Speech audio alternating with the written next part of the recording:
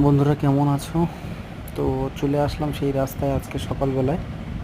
তো আগের দিন দেখিয়েছিলাম জেসিবি দিয়ে কাজ হচ্ছিল রাস্তাটায়। আজকে কিন্তু ম্যানুয়ালি আমরা বেসিং করে নিচ্ছি। যে সমস্ত উঁচু নিচু জায়গাগুলো ছিল সেগুলো সুন্দরভাবে মাটি দিয়ে এবং সেই জায়গাটা পরিপূর্ণভাবে মাটি পূরণ করে ইটটা দিয়ে দিচ্ছি। লেবার কিন্তু কাজ করছে। আর এই মুহূর্তেই একটা খবর আসলো, জেসিবি নিয়ে যেতে হবে। জেসিবি কিন্তু আমরা নিয়ে চলে এসেছি। একটা সুইচ গেট, তার যে উপরের যে যাওয়ার রাস্তা সেটা বসে গেছিলো, সেই জায়গাটা কিন্তু মেরামত করার জন্য জেসিবি আনা হয়েছে।